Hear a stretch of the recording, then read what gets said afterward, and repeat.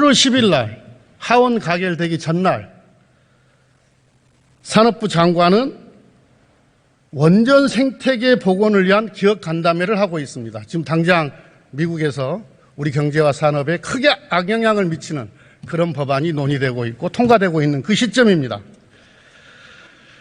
전혀 모르고 있었어요. 8월 3일 날 펠로시 의장이 왔었나요? 8월 4일 날. 4일 날 왔었나요? 그렇잖아요. 어떻게 보면 우리 안방에서 이 법안을 논의하고 있는 미 국회 수장이 왔는데 대통령도 총리도 어떤 정부 관계자도 펠로시 의장에게 이 법안이 통과되면 안 된다라고 이야기한 사람이 없어요. 있습니까? 그전부터 쭉 이런 면담도 하고 서한도 보내고 했기 때문에요. 그건 대한민국이 그건 비밀이 떼고 반대하고 있다는 거는 너무나 잘 알고 있죠. 이 직전에 펠로시가 왔는데 우리 정부 관계자, 대통령을 포함해서 우리 정부 관계자가 아무런 이의 제기를 하지 않았다니까요. 이건 몰랐기 때문에. 그때는 하원에 더구나 우리 안방에서 문제 제기를 할 수 있는 기회가 있었음에도 불구하고 대통령 지금 뉴욕에 계시죠? 네. 바이든 대통령과 정상회담 예정되어 있죠. 그런 것으로 알고 있습니다. 이 문제를 해결하기 위해서 바이든 대통령과 얼굴을 붉혀서라도 우리 국익을 관철시킬 그럴 의지를 대통령과 우리 정부는 갖고 있습니까? 당연히 우리의 중요한 과제이기 때문에 논의를 하시리라고 예상하고 있습니다. 이 IRA뿐만이 아니에요. 반도체 지원법, 바이오와 관련한 행정명령.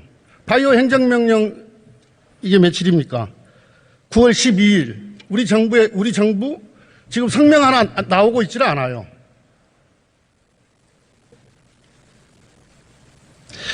어저께 동료 의원인 이재정 의원이 이 IRA 통과되고 나서 한 보름쯤 후에 미 국무부의 부장관을 만났더니 그리고 이 문제와 관련해서 문제 제기를 했더니 부장관이 모르고 있더라 이렇게 질문을 했어요.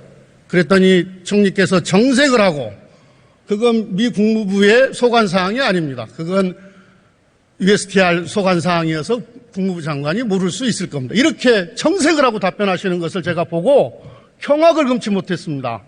전방위적으로 해야죠. 전방위적으로.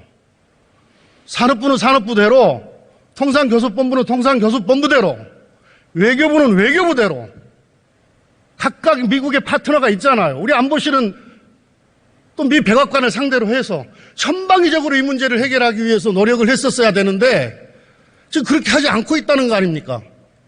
그만큼 긴장감이 떨어져 있다는 거 아니에요. 그만큼 절박하지 않다는 얘기 아닙니까? 어떻습니까? 8월 9일에는요, 시간을 좀 주시죠. 8월 9일에 그 대사관에 있는 산업부 담당관이 상무부 부차관보를 만나서 얘기를 했고요. 주미경제공사는 지금 말씀하신 국무부의 차관은 아닙니다만 경제 담당을 하고 있는 국무부 부차관보하고 만나서 얘기를 했습니다.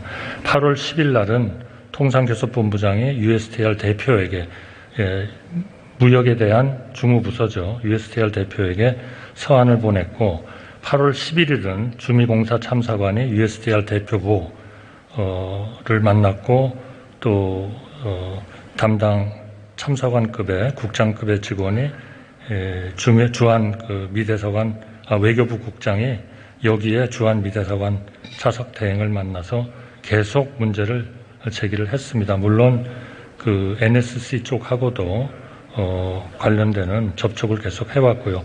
8월 19일에는 외교부 장관하고 국무부 장관이 통화를 했습니다.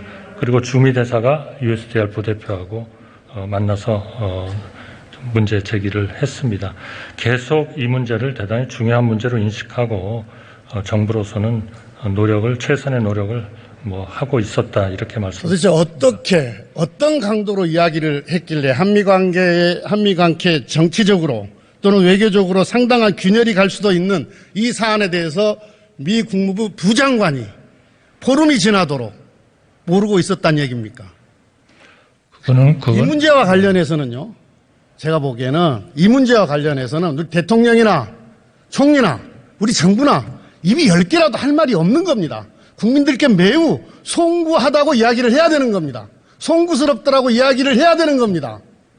그렇게 생각 안 하세요? 네, 이런 문제가 일어나고 있다는 것 자체가 대단히 유감스럽고 송구스럽습니다.